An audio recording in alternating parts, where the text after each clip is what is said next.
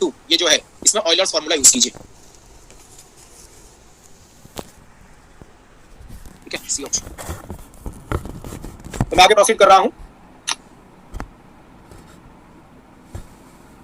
Sir e की ln2 एंड e की आयोटा पाई बाय 3 का कैसे बन जाएगा? ये 1 + √3 iota e to the power log 2 तो 2 बनेगा ना, ये फार्मूला यूज करेंगे तो ये जो फार्मूला है इस फार्मूले के अकॉर्डिंग क्या बनेगा? ये 2 बनेगा। 2 बनेगा। और e to the power iota log 2 में ऑयलर्स फार्मूला यूज कीजिए, cos theta plus iota sin वो तो थीटा हो गया। हां, e की पाई बाय 3 बच जाएगा ना। इसमें भी तो ऑयलर्स फार्मूला यूज होगा। Okay sir. cos pi by 3 plus iota sin pi by 3। Okay sir. Third और फोर्थ टर्म में ऑयलर्स फार्मूला और पहले दो में तो ऐसा लिख सकते हैं।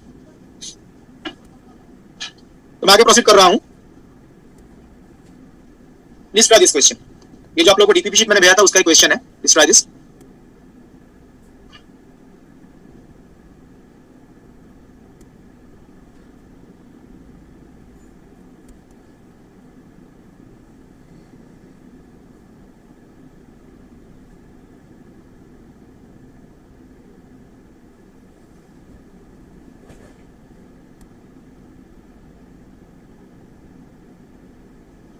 देखिए क्वेश्चन बेसिकली क्या है, बोला गया था expression tan inverse z can be written as.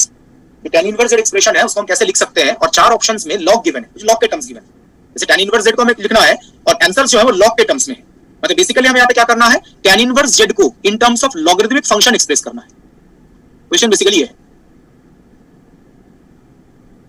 Express tan inverse z in terms of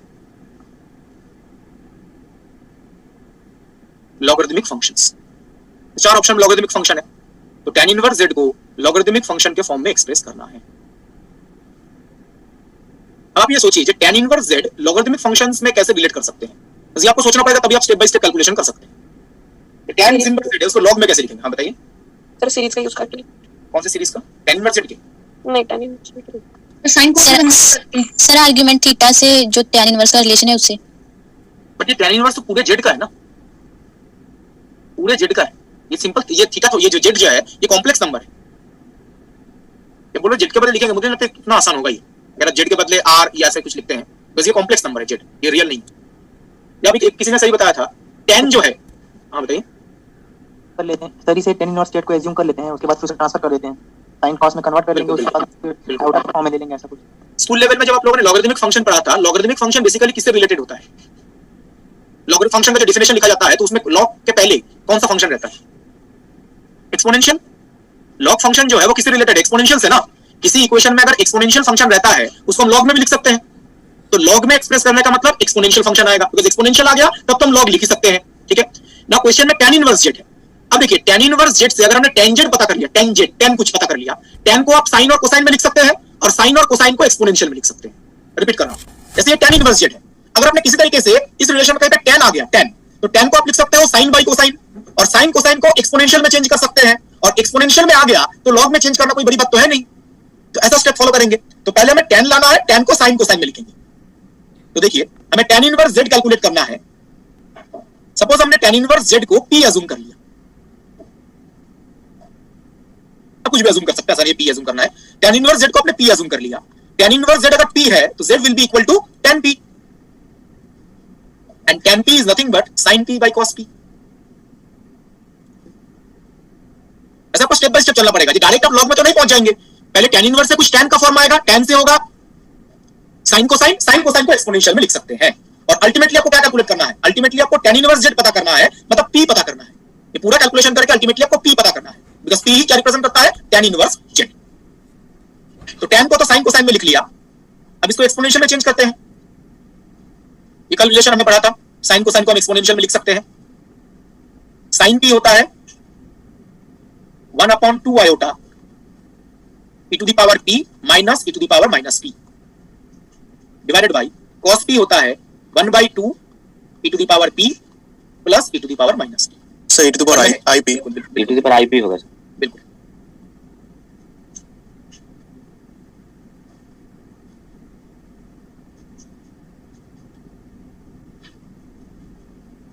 ठीक है, तो अब यहाँ पे देखिए 1/2 तो कैंसिल कर जाएगा, तो ये बेसिकली 2 फैक्टर जो है कैंसिल कर जाएगा। ये नीचे जो आयोटा आ रहा है उसको लेफ्ट हैंड साइड में मल्टीप्लाई कर देते हैं, दिया जाएगा iota z is equal to ऊपर है e to the power iota p minus e to the power minus iota p divided by denominator में है e to the power iota p plus e to the power minus iota p।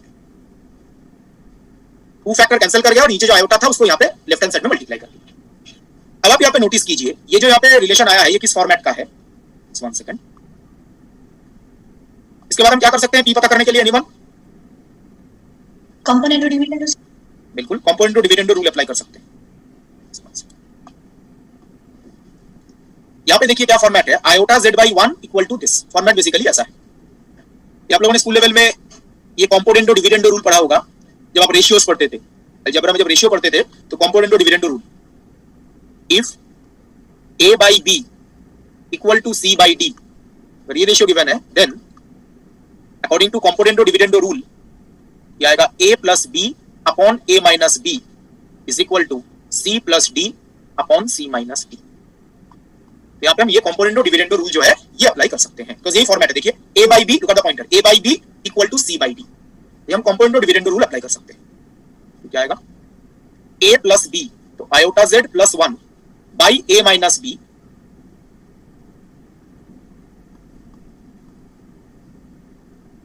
तो iota z plus 1 by iota z minus 1 और right hand side c plus d करेंगे तो आएगा 2 e to the power iota p और c minus d करेंगे तो आएगा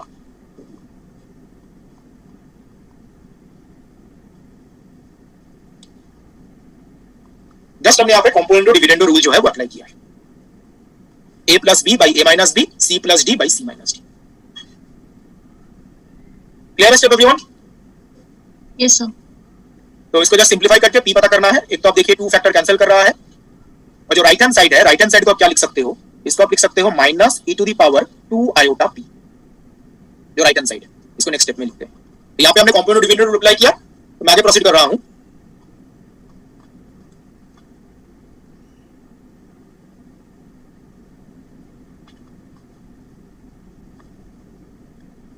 left hand side में था iota z plus 1 divided by iota z minus 1, and the right hand side उसको आप लिख सकते हैं minus e to the power 2 iota p। यहां से हमें p पता करना है तो आप सिंपल दोनों तरफ लॉग लेंगे तो आपको p पता चलेगा। तो देखिए बेसिकली आएगा e to the power 2 iota p is equal to, minus को साइड चेंज कर देते हैं तो आ जाएगा 1 plus iota z upon 1 minus iota z। Take log on both sides तो आपको p पता चलेगा। दोनों तरफ लॉग लेंगे तो 2 iota p is equal to log 1 plus iota z upon 1 minus iota z। तो यहां से आप p इक्वल टू लिख सकते हैं 1 अपॉन 2 आयोटा लॉग, म्यूट कर लो भाई, ना खेलो ये केडी बोला।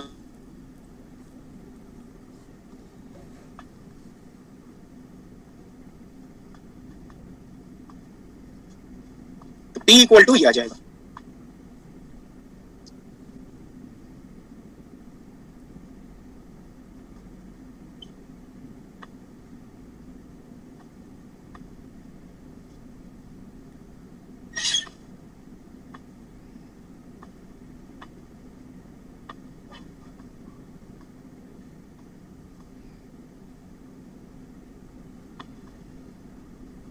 ठीक है। तो यहां पर p equal to this one आ गया और p क्या था, tan इनवर्स z। नाउ यहां पर ये करेक्ट आंसर है, तो p इक्वल टू क्या था, tan इनवर्स z, और वही हमें कैलकुलेट करना था। जो 1 अपॉन आयोटा है उसको आप लिख सकते हो माइनस आयोटा बाई 2। यहाँ पे 1/2 तो था, 1 अपॉन आयोटा को आप लिख सकते हो माइनस आयोटा। अब देखिए ये फॉर्मेट जो है ना, जो आंसर के साथ मैच करेगा, थोड़ा सा मतलब मॉडिफिकेशन करना पड़ेगा। ये जो लॉग टर्म है इसके ऊपर नीचे अगर आप आयोटा से मल्टीप्लाई करते हैं, ऊपर नीचे अगर आपने आयोटा से मल्टीप्लाई किया तो देखिए क्या आएगा, ऊपर नीचे आयोटा से मल्टीप्लाई कीजिए, iota plus iota square z divided by iota minus iota square z। ठीक है। तो यहां पे अगर आप इसको सिंप्लीफाई करते हैं तो देखिए आएगा minus iota by 2 log iota square minus 1 होता है, ये आएगा iota minus z by iota plus z। Log का प्रॉपर्टी यूज करेंगे तो इसको आप लिख सकते हैं tan inverse z is equal to iota by 2 log iota plus z by iota minus z. देख लीजिए कौन सा ऑप्शन मैच कर रहा है।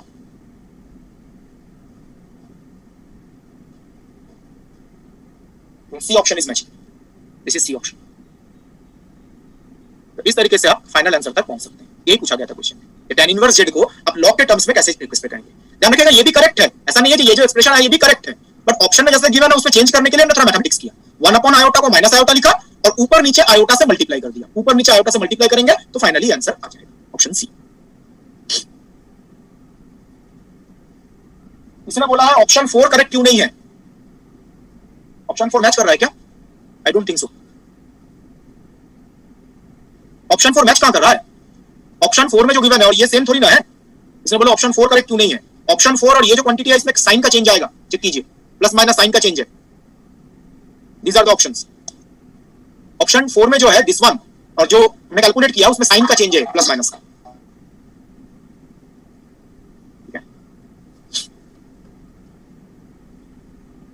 आई थिंक ऑप्शन सी करेक्ट है। ये प्लस माइनस में मिस्टेक होगा इस टाइप के क्वेश्चन में ना, ऊपर नीचे चेंज करना इसमें दिक्कत होगा।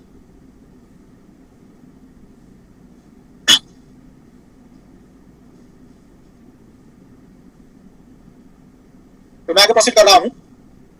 ये किसी एग्जाम का क्वेश्चन नहीं है, ये डीपीपी शीट में है।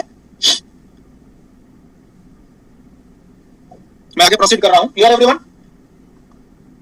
मैं आगे प्रोसीड कर रहा हूं।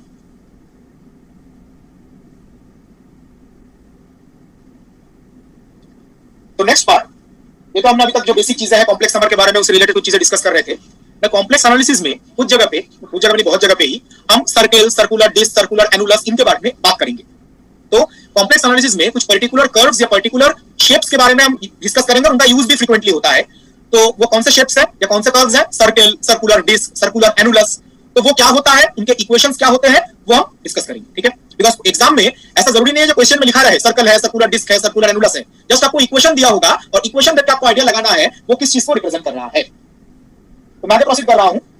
देखिए पहले हम डिस्कस करेंगे circle in the complex plane. Complex plane में सर्कल को हम कैसे रिप्रेजेंट करते हैं, इसका mathematical equation. In complex Argand plane जो सर्कल है उसका इक्वेशन होता है mod z minus z not is equal to r। ये जो इक्वेशन है ये एक सर्कल को रिप्रेजेंट करता है। कैसे सर्कल को रिप्रेजेंट कर रहा है भी डिस्कस कर रहे हैं। ये एक सर्कल को रिप्रेजेंट करता है in the complex Argand plane. और सर्कल का जो सेंटर है वो z नॉट है and radius is capital R units.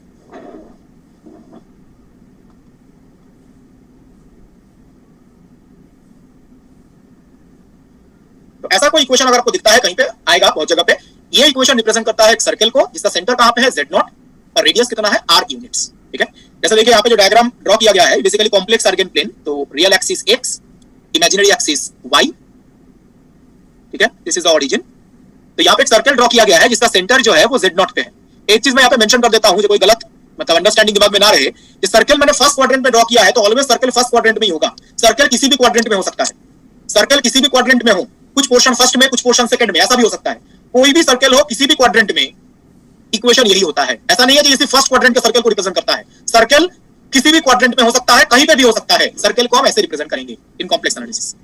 तो इस सर्कल का सेंटर है z नॉट पे और रेडियस है R यूनिट्स।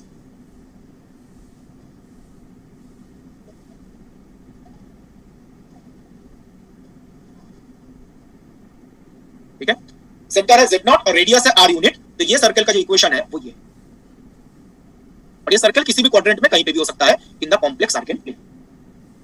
अब क्वेश्चन ये आता है कि इसको हम सर्कल का इक्वेशन क्यों बोल रहे हैं, या काफी आसानी से डिराइव कर सकते हैं। देखिए हमारे पास इक्वेशन जो ऊपर लिखा गया है वो है z माइनस z नॉट का मॉडुलस। यहीं से कैलकुलेशन करते हैं। z सपोज है x प्लस आयोटा y और z नॉट भी एक कॉम्प्लेक्स नंबर है तो minus z not is x not plus iota y not mod equal to r। ना मॉड कैलकुलेट करने के लिए हम क्या करते हैं, रियल पार्ट इमेजिनरी पार्ट को अलग करते हैं। तो अब देखिए इसका रियल पार्ट क्या आएगा, x minus x not plus iota, imaginary part आएगा y minus y not equal to r। Just हमने यहाँ पे जेड और जेड नॉट को रिप्लेस किया है, जेड के बदले x plus iota y, z not के बदले x not plus iota y not. तो रियल पार्ट को अलग लिखेंगे तो x minus x not, imaginary part को अलग लिखेंगे तो वाई माइनस वाई नॉट। ठीक है ना। मॉडुलस का फॉर्मूला क्या था? मॉडुलस का फॉर्मूला होता है under root real part square plus imaginary part square. तो under root real part square तो x minus x not whole square plus imaginary part square y minus y not whole square equal to r. Just हमने modulus का formula use किया है under root real part square plus imaginary part square. Just आप दोनों तरफ square कर दीजिए, x minus x not whole square plus Y minus y not whole square equal to r square. और ये बेसिकली सर्किल का ही इक्वेशन है।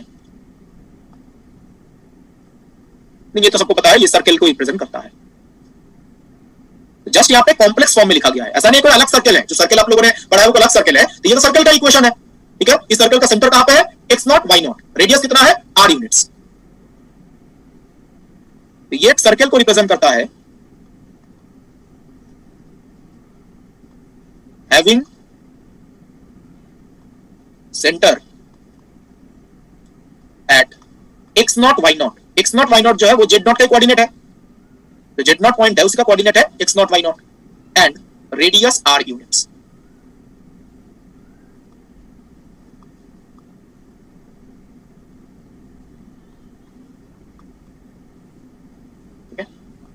कुछ चीज यहां पर डायग्राम में आप देख सकते हैं। ये जेड नॉट है, ये बेसिकली पॉइंट है, इसका कोऑर्डिनेट है एक्स नॉट वाई नॉट। ये कोई अलग सर्कल नहीं है। कोऑर्डिनेट ज्योमेट्री में सर्कल का इक्वेशन आप ये लिखते हैं, इसी इक्वेशन को कॉम्प्लेक्स फॉर्म में इस तरीके से रिप्रेजेंट किया गया है। तो अगर एग्जाम में हम अभी बाद में क्वेश्चन जो डिस्कस करेंगे जब देखेंगे, बहुत सारे क्वेश्चन है जहां पे ये लिखा रहता है। ये लिखने का मतलब ये सर्कल का इक्वेशन है, सेंटर है जेड नॉट और रेडियस है आर यूनिट्स। ठीक है,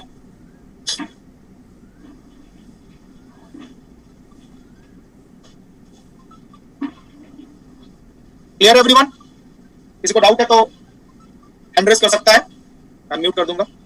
इसमें कोई डाउट है जो भी बताएगा यहां पर।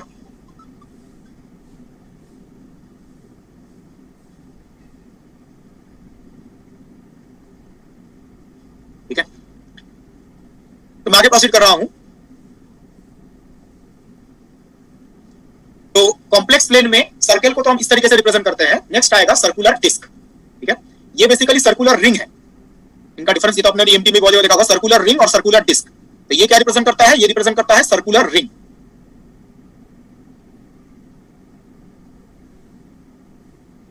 ये सर्कुलर रिंग, सर्कल मतलब सर्कुलर रिंग को रिप्रेजेंट कर रहा है। यहां पे सब सिर्फ हम किसकी बात कर रहे हैं? जो पॉइंट सर्कल के ऊपर है उनकी बात कर रहे हैं। ये जो सर्कल का इक्वेशन है, इस इक्वेशन को कौन सा पॉइंट सेटिस्फाई करेंगे? जो पॉइंट सर्कल के ऊपर है वही सर्कल के इक्वेशन को सेटिस्फाई करेंगे। तो हम इस सर्कुलर रिंग की बात कर रहे हैं। हम जो भी पॉइंट कंसीडर करेंगे वो इस सर्कल के ऊपर वाले पॉइंट्स हैं। इस सर्कल के ऊपर वाले जो पॉइंट्स हैं यही इस इक्वेशन को सेटिस्फाई करेंगे। ठीक है, अंदर वाले नहीं, ध्यान रखिएगा। इक्वल टू आर लिखने का मतलब है ये इक्वेशन को कौन सेटिस्फाई करेगा? जो सर्कल के ऊपर पॉइंट्स हैं, इस रिंग के ऊपर है, वही पॉइंट सेटिस्फाई करेंगे। मैं आगे प्रोसीड कर रहा हूं। Next circular disc. Circular disc का बेसिकली मतलब है सर्कल के अंदर वाले पॉइंट्स भी कंसीडर करेंगे।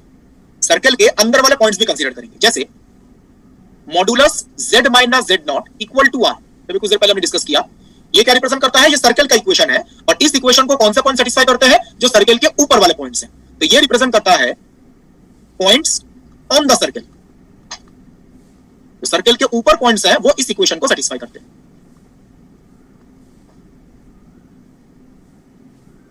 Points on the circle. Now अगर ये इक्वल टू ना होके लेस देन आर होता है, लेस देन आर, या ऐसा हो सकता है कभी कभी ग्रेटर देन आर भी हो सकता है। तीनों का जरूरत पड़ेगा।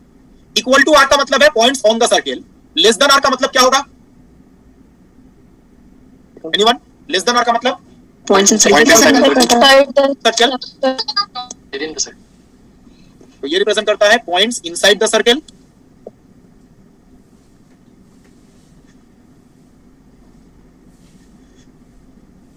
And greater than equal to r represent करता है points outside the circle. Outside the circle. Outside the circle.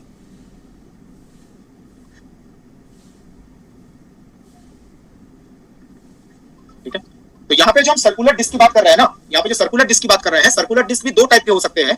एक ओपन सर्कुलर डिस्क भी हो सकता है और एक क्लोज सर्कुलर डिस्क भी हो सकता है। जैसा क्वेश्चन में रहेगा, तो ओपन सर्कुलर डिस्क भी हो सकता है, क्लोज भी हो सकता है। तो ओपन सर्कुलर डिस्क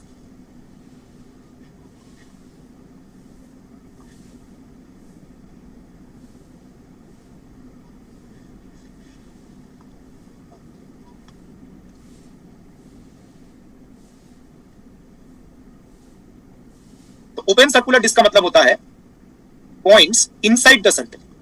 ऊपर वाले पॉइंट्स इसके अंदर इंक्लूडेड नहीं होते हैं, पॉइंट्स इनसाइड द सर्कल, जो अंदर वाले पॉइंट्स हैं। और इसका इक्वेशन होगा mod z minus z not less then r। इसमें ऊपर वाले पॉइंट्स नहीं है, बाउंड्री पे जो पॉइंट्स है वो नहीं है, जस्ट अंदर वाले पॉइंट्स है। इसको हम बोलते हैं open circular disc. Open circular disc मतलब बाउंड्री वाले पॉइंट्स नहीं होंगे, सिर्फ अंदर वाले। लुक एट द पॉइंटर, ये जो सर्कल के अंदर वाले पॉइंट्स होंगे वो होंगे, बाउंड्री पे जो पॉइंट्स है मतलब सर्कल के ऊपर जो पॉइंट्स है वो नहीं होंगे। जैसे हमने फर्स्ट क्लास में पढ़ा था open interval, closed interval. Open interval का मतलब क्या होता है, जो बाउंड्री होता है वो इंक्लूडेड नहीं होता। ओपन का मतलब बाउंड्री इंक्लूडेड नहीं होता और क्लोज्ड का मतलब बाउंड्री इंक्लूडेड होता है। तो यहाँ पर भी ओपन सर्कुलर डिस्क का मतलब है जो बाउंड्री है ना सर्कल का, ये सर्कल जो है ये बाउंड्री इंक्लूडेड नहीं है, लेस देन आर, सिर्फ अंदर वाले पॉइंट्स। और क्लोज सर्कुलर डिस्क की जो बात करेंगे उसमें बाउंड्री भी इंक्लूडेड होगा।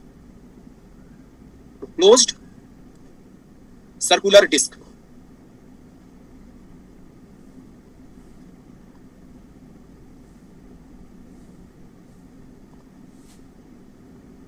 तो क्लोज सर्कुलर डिस्क का मतलब है points inside and on the circle.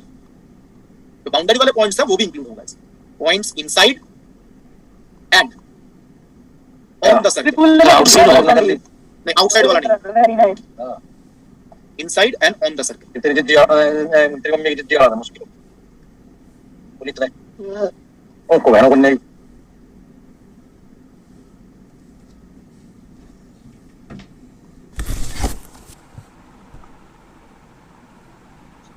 Inside and on the circle. तो इसका इक्वेशन होगा mod z minus z not less than equal to r। यहाँ पे इक्वल टू भी इंक्लूडेड होगा, इनसाइड है उसकी वजह से लेस देन, और ऑन द सर्कल है इसकी वजह से equal, less than equal to r।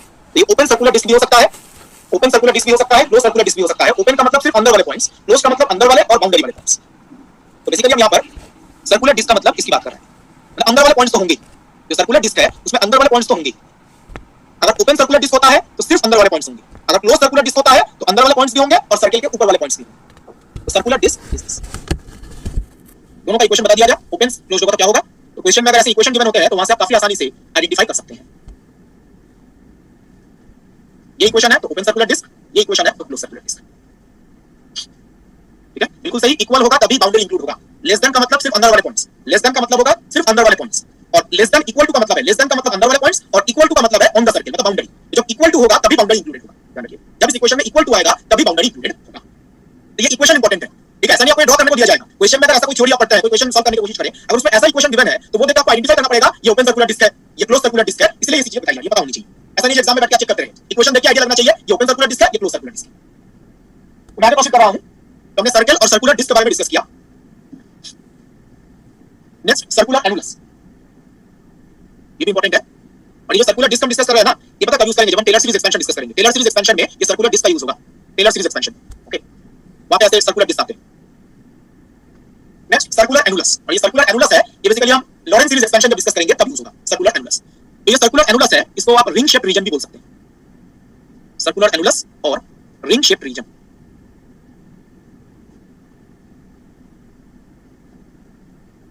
दोनों का मतलब सेम है, सर्कुलर एनुलस और ring shape region in the complex Argand plane. Look at the diagram. Complex Argand plane में दो कंसेंट्रिक सर्कल्स ड्रॉ किए गए हैं। कॉम्प्लेक्स आर्गन प्लेन में दो कंसेंट्रिक सर्कल ड्रॉ किए गए हैं। सपोज जो इनर सर्कल है, जो रेड सर्कल है वो C1, और जो ब्लू सर्कल है outer circle this is C2। तो टू कंसेंट्रिक सर्कल्स, दोनों का सेंटर है Z0 पे और रेडियस डिफरेंट है। सपोज इनर सर्कल जो है उसका रेडियस है R1 और जो आउटर सर्कल है उसका रेडियस है R2। इनर सर्कल का रेडियस R1, आउटर सर्कल का रेडियस R2, कंसेंट्रिक सर्कल्स है। मतलब इनका इक्वेशन आप लिख सकते हैं, जो C1 सर्कल है उसका इक्वेशन होगा mod Z minus Z not equal to R1, और जो आउटर सर्कल है C2 उसका इक्वेशन होगा mod Z minus Z not equal to R2। Circle के इक्वेशन कैसे लिखते हैं उससे पहले हमने डिस्कस किया। यहाँ पे दो कंसेंट्रिक सर्कल्स हैं, दोनों का सेंटर कहां पे है, Z0 पे, रेडियस कितना है R1 R2, इनर सर्कल का रेडियस R1, आउटर सर्कल का रेडियस R2। ओके, नाउ यहाँ पे रिंग शेप रीजन मतलब किसकी बात की जा रही है? रिंग शेप रीजन का मतलब है इन दो सर्कल के बीच में जो रीजन है, इनर सर्कल के बाहर आउटर सर्कल के अंदर, ये जो रीजन है इसको सर्कुलर एनुलस या रिंग शेप रीजन बोला गया है। इनर सर्कल के बाहर आउटर सर्कल के अंदर,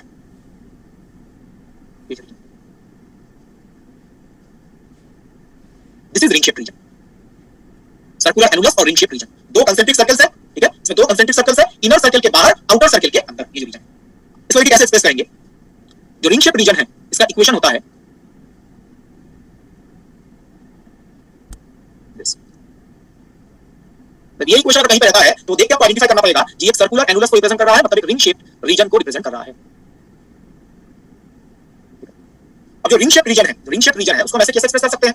R1 यहाँ पे क्या है? इनर सर्कल का रेडियस। R2 क्या है? आउटर सर्कल का रेडियस। और जो रिंग शेप रीजन यहाँ पे लिया गया है वो इनर सर्कल के बाहर है, देखिए look at the pointer, inner circle के बाहर और आउटर सर्कल के अंदर। अब यहाँ पे नोटिस करो, अगर आपको कोई ये बोले modulus z minus z not greater than R1,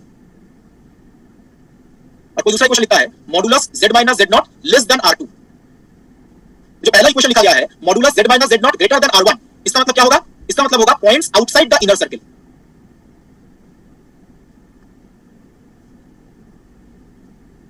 R1 जो है, R1 इनर सर्कल का रेडियस है, तो ग्रेटर देन R1 का मतलब क्या होगा? Points outside the inner circle.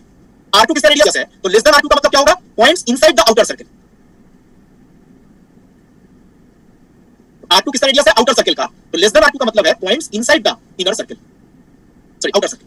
R2 जो है वो आउटर सर्कल का रेडियस है, तो लेस देन R2 का मतलब है points inside the outer circle, ठीक है। तो ग्रेटर देन R1 का मतलब ये है outside inner circle, less then R2 का मतलब है इनसाइड आउटर सर्कल। तो यहाँ पे आप नोटिस करो, यहाँ पे ग्रेटर देन R1 है, लुक एट द पॉइंटर, यहाँ पे क्या है? Greater than R1 and less than R2, दोनों को एक साथ लिखा गया है। Greater than R1 less than R2, greater than R1 का मतलब है इनर सर्कल के बाहर, लेस देन R2 का मतलब है आउटर सर्कल के अंदर। दोनों को एक साथ लिखने का मतलब है इनर सर्कल के बाहर आउटर सर्कल के अंदर, दोनों को एक साथ लिखने का मतलब इनर सर्कल के बाहर आउटर सर्कल के अंदर, और उसी को हम यहाँ पे रिंग शेप रीजन बोल रहे हैं।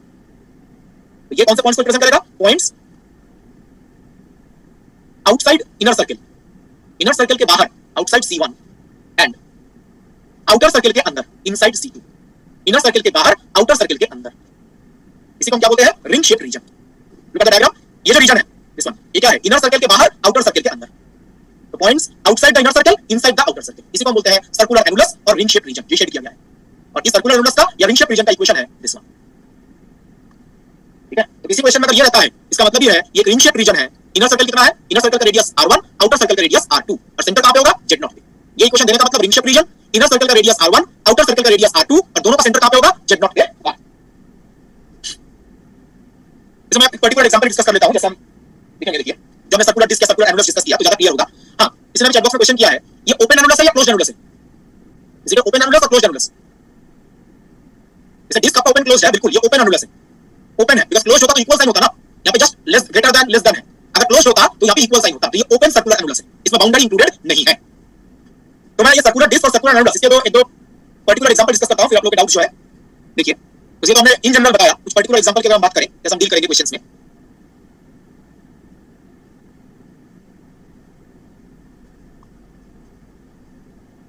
कुछ लोग हैंड रेज कर रहे हैं, please wait for few minutes, मैं एग्जांपल डिस्कस कर लेता हूं पहले। सपोज किसी क्वेश्चन में ये दिया गया है mod z plus 2 iota equal to 3, mod z plus 2 iota equal to 3, ये किस चीज का इक्वेशन है? इक्वल टू 3 है, तो ये सर्कल का इक्वेशन है, अभी जो डिस्कस किया गया था, ठीक है। सेंटर कहां पे होता है? Z0 पे, तो ये एक सर्कल का इक्वेशन है, सेंटर Z0, और Z0 का वैल्यू कितना है? -2 iota। अब चेक कर सकते हैं,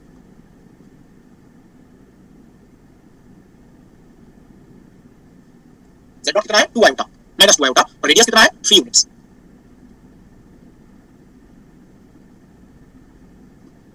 Z0 is -2 iota, radius is 3 units. और -2 iota बोलने का मतलब है इसका कॉरेस्पॉन्डिंग जो पॉइंट है उसका कोऑर्डिनेट क्या होगा? 0, -2। जो -2 iota कॉम्प्लेक्स नंबर है, इसका रियल पार्ट कितना है? 0, रियल पार्ट 0 है, और इमेजिनरी पार्ट कितना है? -2, तो रियल पार्ट 0, इमेजिनरी पार्ट -2, ठीक है। तो दिस इज द पॉइंट, ये सेंटर है 0, -2, ठीक है। तो अगर आप सर्कल को ड्रॉ करते हैं in the complex Argand plane,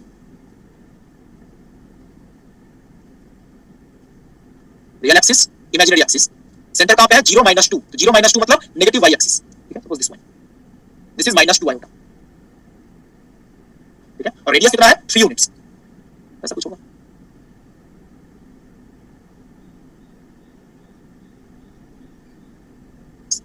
this is the circle, इसकी बात करें। सेंटर है -2 iota, -2 iota मतलब नेगेटिव y एक्सिस होगा, 0, -2, और रेडियस कितना है? रेडियस है 3 यूनिट्स।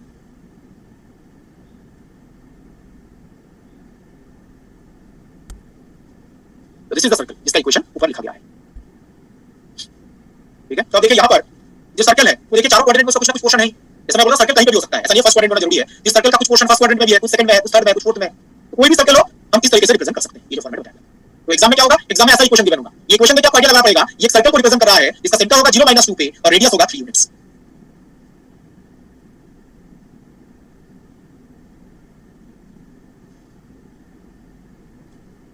नेक्स्ट एक सर्कुलर रिंग का एग्जांपल लेते हैं। तो सर्कुलर रिंग और सर्कुलर डिस्क, सर्कुलर रिंग समझ गए तो सर्कुलर डिस्क आप समझ सकते हैं काफी आराम से। सपोज हमारे पास एक इक्वेशन गिवन है 2 less than modulus z - 3 less than 5।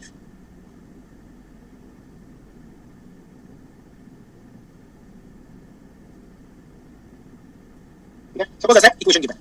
अब जैसे अभी कुछ देर पहले डिस्कस किया गया, ये सर्कुलर रिंग का सर्कुलर एनुलस का एक्सप्रेशन है। ठीक है, सर्कुलर एनुलस मतलब दो सर्कल्स होंगे, दो कंसेंट्रिक सर्कल्स। जेड नॉट कितना है? 3। इनर सर्कल का रेडियस है 2 यूनिट और आउटर सर्कल का रेडियस है 5 यूनिट। इस सर्कुलर एनुलस का इक्वेशन है जेड नॉट है 3, r1 2, r2 5। इसका मतलब है जो इनर सर्कल है, इनर सर्कल का रेडियस होगा 2 यूनिट और आउटर सर्कल का रेडियस होगा 5 यूनिट्स। तो इनर सर्कल का रेडियस 2 यूनिट और आउटर सर्कल का रेडियस 5 यूनिट्स।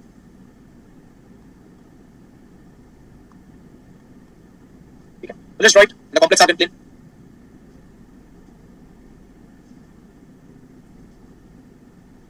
तो टू कंसेंट्रिक सर्कल्स, दोनों का सेंटर कहां पे होगा? z = 3 पे। 3 मतलब रियल एक्सिस। ये जो है इसका कोऑर्डिनेट कितना होगा? रियल पार्ट 3 है और इमेजिनरी पार्ट 0 है। 3 0 तो रियल एक्सिस के ऊपर होगा। तो 3 0 सपोज यहां पे कहीं पे दिस इज 3 0 जहां पे सेंटर और z नॉट जिसको बोलते हैं। अब जो इनर सर्कल है, इनर सर्कल का रेडियस कितना है? 2 यूनिट्स। देख सकते हैं इनर सर्कल का रेडियस 2 यूनिट है। तो इसको सेंटर मान के एक सर्कल ड्रॉ करते हैं जिसका रेडियस 2 यूनिट है।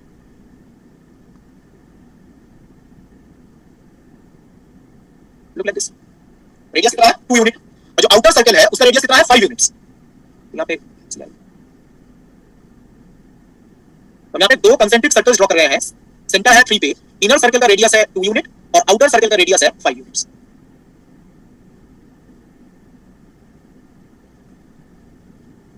इनर सर्कल का रेडियस 2 यूनिट, तो this is C1 inner circle and this is C2 outer circle.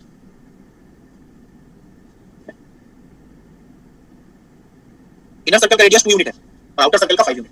और यहाँ पे रिंग शेप रीजन का मतलब क्या है? रिंग शेप रीजन का मतलब है इनर सर्कल के बाहर आउटर सर्कल के अंदर। ये जो रीजन है इनर सर्कल के बाहर आउटर सर्कल के अंदर, इस रिंग शेप रीजन या सर्कुलर एनुलस की बात चल रही है। और इस टाइप के रीजन की बात हम लॉरेंस सीरीज एक्सपेंशन में करेंगे। जब लॉरेंस सीरीज एक्सपेंशन पढ़ेंगे तब इनका यूज होगा। तो ये इक्वेशन एक रिंग शेप रीजन को रिप्रेजेंट करता है। बेसिकली दो कंसेंट्रिक सर्कल्स हैं, दोनों का सेंटर है z नॉट = 3 पे। इनर सर्कल का रेडियस है 2 यूनिट, आउटर सर्कल का रेडियस है 5 यूनिट। और रिंग शेप रीजन का मतलब इनर सर्कल के बाहर आउटर सर्कल के अंदर, इनर सर्कल के बाहर आउटर सर्कल के अंदर। तो अभी तक जो मैं डिस्कस किया circle, circular disc, circular ring, ये जो एग्जांपल्स हैं इनमें किसी को डाउट है तो अनम्यूट करके पूछ सकता है।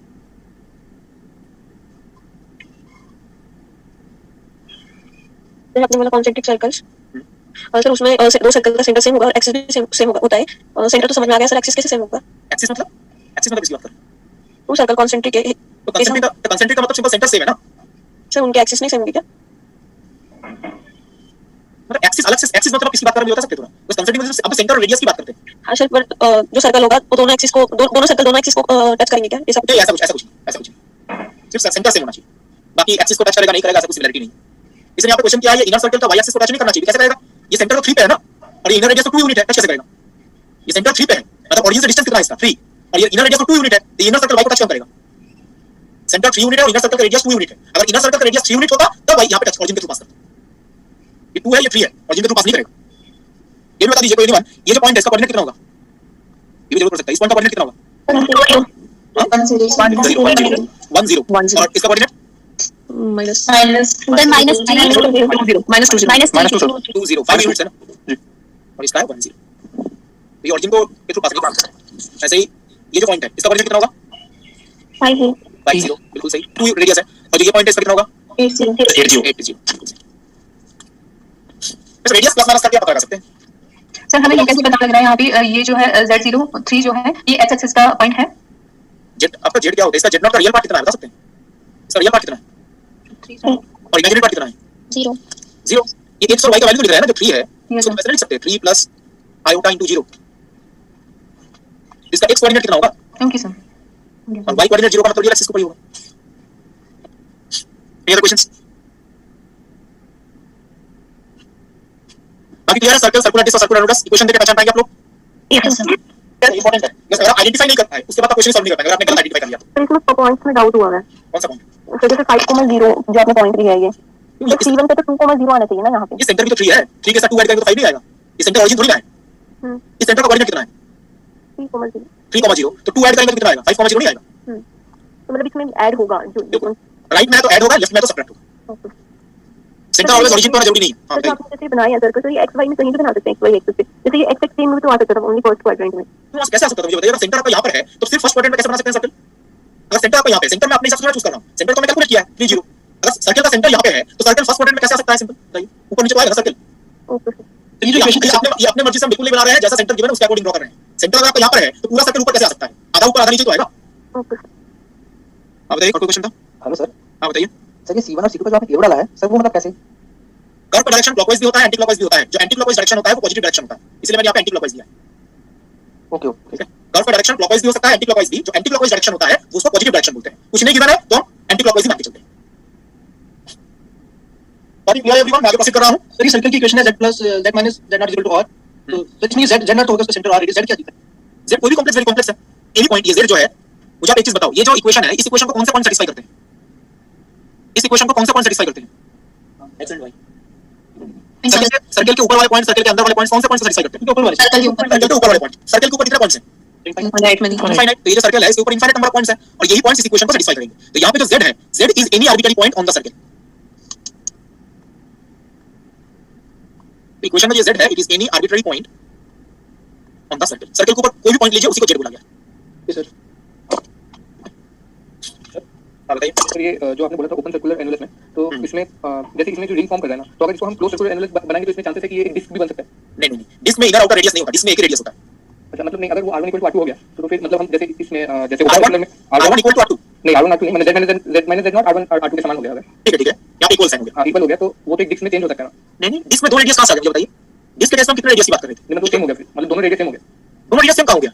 जैसे आप यहां पे इक्वल साइन डालेंगे, यहां पे इक्वल साइन डालने का मतलब है इनर सर्कल के ऊपर वाले पॉइंट्स भी कंसीडर कर रहे हैं, और यहां पे इक्वल साइन डालने का मतलब है आप आउटर सर्कल के ऊपर वाले पॉइंट्स भी कंसीडर कर रहे हैं। तो उसका शेप कैसे होगा क्लोज सर्कुलर का? स्टेप यही होगा, सिर्फ यहां पे हम जो सर्कल के ऊपर वाले पॉइंट्स हैं वही कंसीडर करेंगे। अच्छा ओके, देखने में सेम होगा। यहां पे इक्वल साइन डालने का मतलब क्या है? सिर्फ अंदर वाले पॉइंट्स हैं, और इक्वल साइन देंगे तो बाउंड्री वाले पॉइंट्स भी हो जाएंगे। बाउंड्री वाले, ओके ठीक है, इनर बाउंड्री भी होगा, आउटर बाउंड्री भी होगा। इससे दो बाउंड्रीज है ना, ये इनर बाउंड्री, ये आउटर बाउंड्री। Okay okay. ध्यान रखिएगा, सर्कुलर डिस्क में ऑलवेज एक ही बाउंड्री है, एक ही रेडियस की बात करते हैं। सर्कुलर एनुलस में दो बाउंड्रीज है, दो रेडियस की बात करेंगे, एक इनर बाउंड्री, एक आउटर बाउंड्री। तो clear everyone? Sir it means it can also called as ring shaped surface. Ring shape surface होगा। रिंग शेप 2D सरफेस बोल सकते हैं। Okay sir. Ring shape 2D surface. Okay sir. तो मैं आगे proceed कर रहा हूं। तो नेक्स्ट पार्ट हमने कॉम्प्लेक्स नंबर के बारे में पढ़ा है। कॉम्प्लेक्स नंबर को हम कार्टेशियन पोलर में लिखते हैं। तो उस नेक्स्ट हम डिस्कस करेंगे फंक्शंस ऑफ कॉम्प्लेक्स वेरिएबल। इसमें कॉम्प्लेक्स वेरिएबल का मतलब क्या है? कॉम्प्लेक्स वेरिएबल का मतलब है z। यहां पे कॉम्प्लेक्स वेरिएबल बोला गया है, कॉम्प्लेक्स वेरिएबल मतलब z का फंक्शन। तो z को हम यहां पे बोलते हैं कॉम्प्लेक्स वेरिएबल। जैसे x y क्या है? रियल वेरिएबल, तो z को हम बोलते हैं कॉम्प्लेक्स वेरिएबल, तो z का फंक्शन। तो देखिए, जो z कॉम्प्लेक्स वेरिएबल है उसको अगर हम कार्टेशियन कोऑर्डिनेट में लिखें तो वो x y का फंक्शन होगा। ठीक है, अगर हम z को कार्टेशियन कोऑर्डिनेट में लिखते हैं तो x + iota y, और पोलर कोऑर्डिनेट में लिखेंगे तो r e to the power iota theta.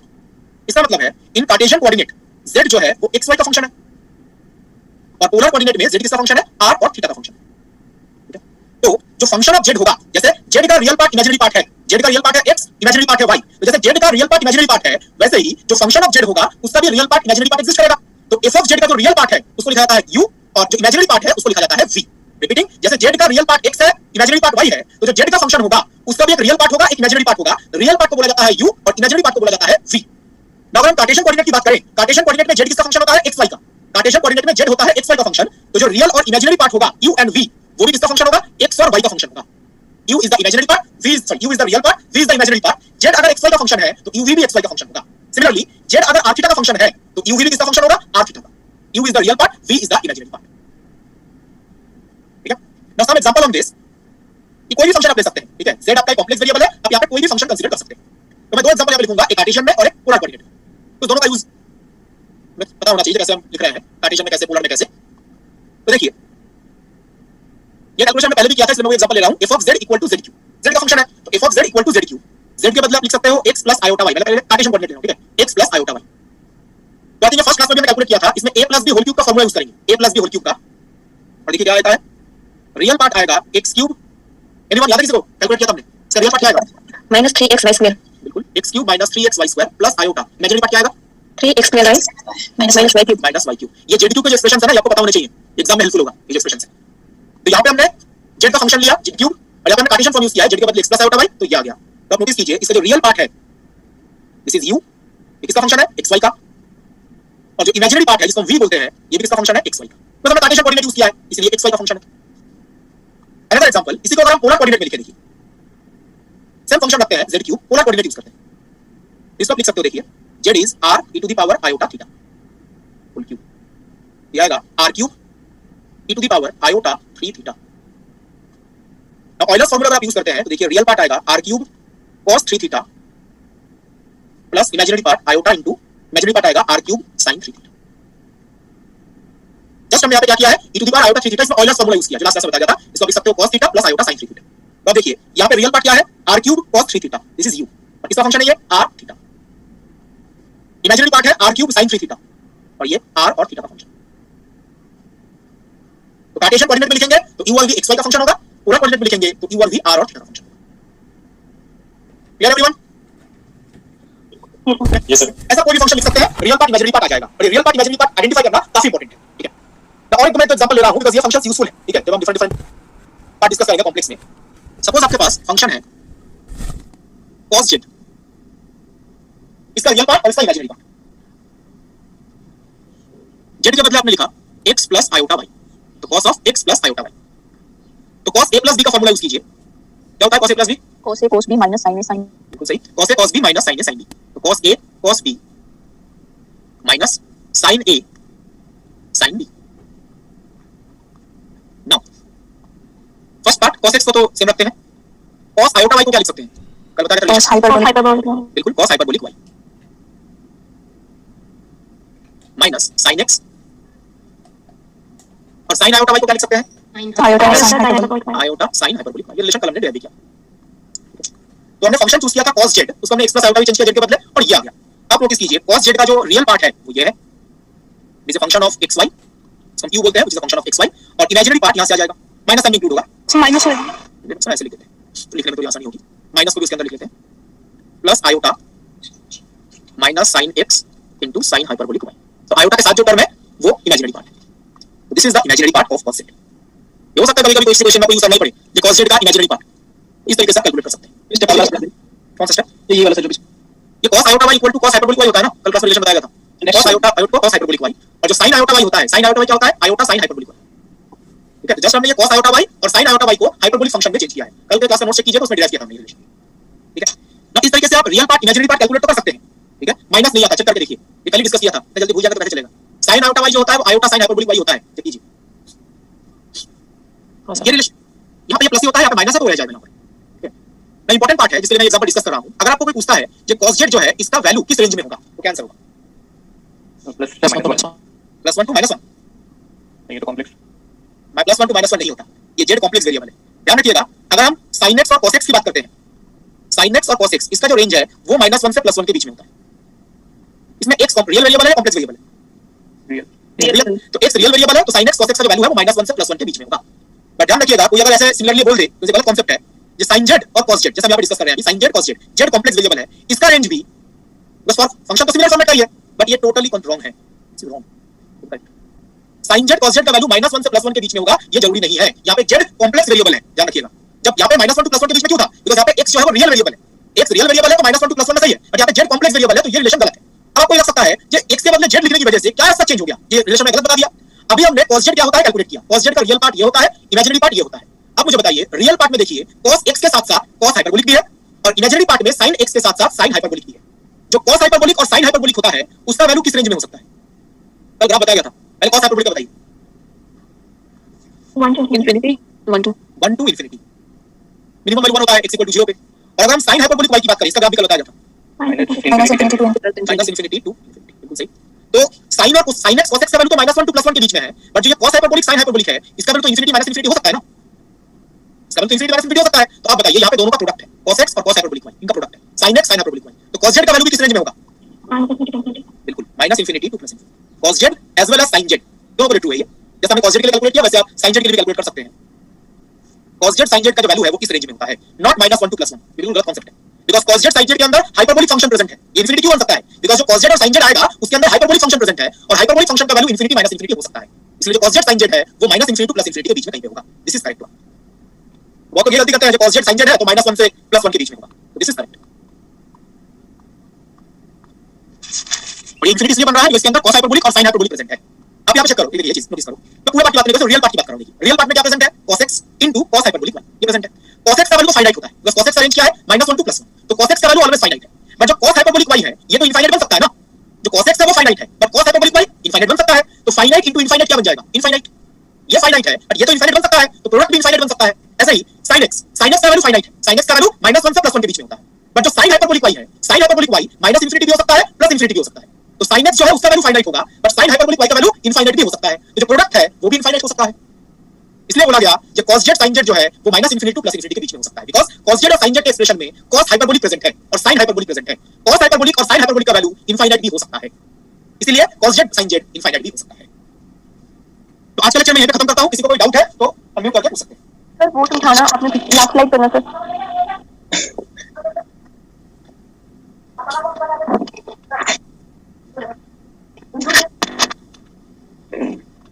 Sir जो वो था एक सर क्वेश्चन मिला है सर ये circle in complex plane and circular annulus in the complex plane ने अपने मतलब xy प्लेन पे लेकर दिखाया है इसको r थीटा प्लेन पे भी कर सकते हैं xy प्लेन और r थीटा प्लेन दोनों तो टू डायमेंशनल प्लेन ही है ना बेसिकली जी जी जी ठीक है तो उसी r थीटा भी तो उसी प्लेन में लेते हैं जी सिर्फ उसका r और थीटा का डायरेक्शन चेंज होता है ठीक है प्लेन तो वही रहेगा ना जैसे कार्टेशियन में आप क्या यूनिट वेक्टर यूज करते हो i cap j cap yes और पोलर में क्या यूज करते हो r cap theta cap i cap j cap जिस प्लेन में होता है r कैप थीटा कैप का दूसरे प्लेन में होता है सर प्लेन प्लेन तो सेम है डायरेक्शन बदल जाता है सिंपल वो स्पेक्ट्रल कोऑर्डिनेट बिल्कुल वो प्लेन सेम रहेगा डायरेक्शन बदल जाएगा r और थीटा r थीटा का डायरेक्शन कोऑर्डिनेट सिस्टम चेंज हो जाए सर कल का अपने मतलब कराया था कुछ एग्जांपल कराए थे उसमें से मुझे डाउट हो रहा है मतलब मुझे पूरा मतलब सोल्यूशन जो मुझे समझ में नहीं आ रहा है वो i टू द पावर 1/3 का जो आपने यहां पे उसका यानी 012 करके लिए है तो उसका सर एक बार करा देंगे क्या कॉम्प्लेक्स क्यूबिक सर उसमें मुझे भी थोड़ा डाउट है बस वन स्लाइड 4 करना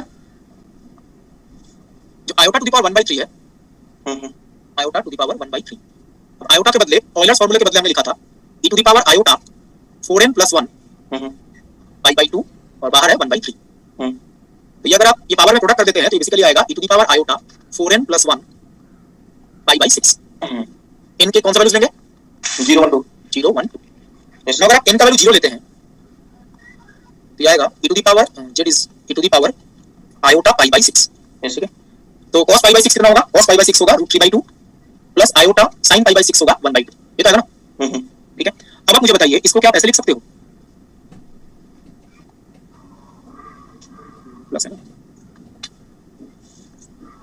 ये दोनों सेम है या डिफरेंट कुछ सर सेम प्रोडक्ट कीजिए सेम है ये फर्स्ट टर्म आएगा iota/2 और सेकंड में iota - iota 1 बन जाएगा या जाएगा सेम है सर तो आप बताइए इसको क्या आप ऐसे लिख सकते हो माइनस iota ओमेगा ये ओमेगा तो है तो ये पहला रूट आ गया माइनस iota ओमेगा कौन सा बता रहे सर iota का क्यूब रूट कैलकुलेट कर रहे हैं ये लास्ट क्लास में डिस्कस किया था n के बदले आप 1 रखते हो तो ये आएगा e to the power iota n के बदले 1 तो आएगा 5 pi/6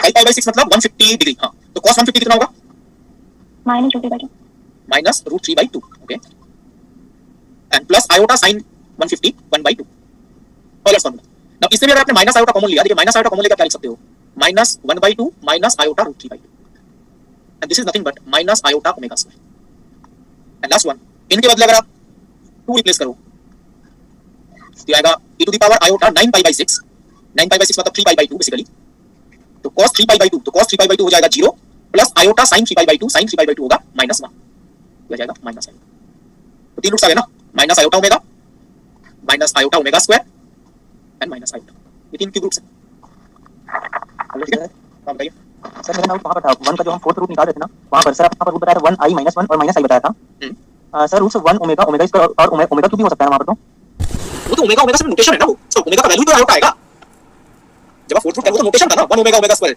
जैसे आपका था suppose z = fourth root of 1 अब वैसे चार रूट्स है तो उनको हम बोलते हैं 1 ओमेगा ओमेगा स्क्वायर दिस इसको हम बोलते हैं 1 ओमेगा ओमेगा स्क्वायर और ओमेगा टू द पावर 4 हर केस में ओमेगा ओमेगा स्क्वायर का वैल्यू सेम नहीं होगा ये जो वैल्यू है बताइए जो इसको ओमेगा बोल रहे हैं इसको ओमेगा बोला इसको ओमेगा स्क्वायर बोला ये किसके लिए था क्यूब रूट के लिए था ना ये ओमेगा फोर दोबारा ओमेगा हो जाए ये ओमेगा अलग होगा ये ओमेगा होगा इसका वैल्यू आएगा आयोटा ओमेगा स्क्वायर का वैल्यू यहां पे आएगा -1 सॉरी ओमेगा क्यूब और ओमेगा क्यूब का वैल्यू आएगा माइनस आयोटा एक चीज ध्यान रखिएगा, ओमेगा ओमेगा स्क्वायर का वैल्यू हर जगह पे सेम नहीं है। ये जो वैल्यूज बताया मुझे, ये ओमेगा है, ये ओमेगा स्क्वायर है, ये कब बताया गया था? जब हमने क्यूब रूट कैलकुलेट किया था। क्यूब रूट के केस में ओमेगा ये आएगा, ओमेगा स्क्वायर ये आएगा। लेकिन जब आप फोर्थ रूट कैलकुलेट कर रहे हैं, नोटेशन का हम यूज करेंगे omega omega square omega cube, लेकिन उनका वैल्यू चेंज करेगा।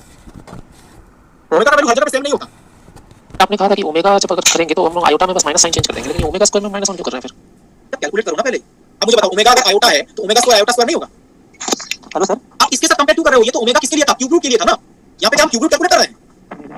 इसको वैसे आप लोग ये कंफ्यूज कर रहे हैं। जस्ट वन सेकंड मैं बताता हूं। सपोज आप 1 का क्यूब रूट कैलकुलेट कर रहे हो, तो 1 का क्यूब रूट क्या बताया गया था? 1 ओमेगा ओमेगा स्क्वायर। चलिए लिखते हैं। अगर आप 1 का फोर्थ रूट कैलकुलेट करो तो उसको कैसे डिनोट किया जाता है? 1 ओमेगा ओमेगा स्क्वायर और ओमेगा क्यूब। एक चीज ध्यान रखिएगा, यहाँ पे जो ओमेगा है और यहाँ पे जो ओमेगा है ये सेम नहीं है, इनका वैल्यू अलग है। ये नोटेशन यूज किया जाता है। यहाँ पे जो ओमेगा स्क्वायर है और यहाँ पे जो ओमेगा स्क्वायर है, इनका वैल्यू अलग होगा। अगर वैल्यू सेम होता तो ओमेगा क्यूब के बदले तो 1 लिख देते ना। अगर दोनों में ये ओमेगा सेम होता, ये ओमेगा स्क्वायर सेम आता, तो ओमेगा क्यूब के बदले क्या लिखते? 1 लिख देते। ये सारे ये ओमेगा अलग है, आप कंफ्यूज कर रहे हैं। यहाँ पे आपने ओमेगा लिखा है, उसी ओमेगा को आप यहाँ पे लेके चल रहे हैं, जो गलत है। हेलो सर, सर जो आपने circle in the complex plane बताया था सर, उसमें आपने डॉट्स लगाई थी। कॉम्प्लेक्स प्लेन क्या किया था मैंने? सर आपने वहाँ पे सर्कुलर रिंग बताया था सर, वो क्या चीज थी? सर्कुलर रिंग का मतलब जो सर्कल के ऊपर वाला पॉइंट्स है। अगर आप एक सर्कल कंसीडर करते हैं तो वो क्या सर्कुलर रिंग जैसा नहीं होता? जैसे आप रिंग जो हाथ में हम लोग पहनते हैं, रिंग का शेप कैसा होता है? सर्कल नहीं होता। Yes sir. इसलिए मैंने सर्कुलर रिंग बोला है। और सर जो आपने उसके बाद जो बताया था circular disc in the complex plane, sir वो उसके सर्कल में जो एरिया होगा उसे कहेंगे ना वो डिस्क? ये जो सर्कल के अंदर वाला पोर्शन है। ओके, मतलब इसके पॉइंट्स नहीं होंगे, इस पे जो पॉइंट्स होंगे वो इंक्लूड नहीं होंगे इसमें? नहीं, वो डिपेंड करता है ओपन है या क्लोज्ड है। अगर क्लोज्ड है तो ऊपर वाले पॉइंट्स भी इंक्लूड है। Okay sir. स्लाइड 4 शो करना। एक सर डीपीपी शीट 4 के असाइनमेंट के अलावा, डीपीपी शीट के अलावा क्या मिल सकता है? डीपीपी शीट जो 4 थी हां सर, उसके क्वेश्चंस मिल सकते हैं एज अ प्रैक्टिस के लिए? नेक्स्ट स्लाइड शो करना। फोर्थ इन्होंने ग्रुप में शेयर किया था। आप कौन? वो तो अब जब मैं आपको फेसबुक बताया था ना फर्स्ट क्लास में। Thank you sir. तो फेसबुक बताया था, जैसे बीएस ग्रेवाल आप देख सकते हो, बीएस ग्रेवाल जैन अयंगर बुक देख सकते हो।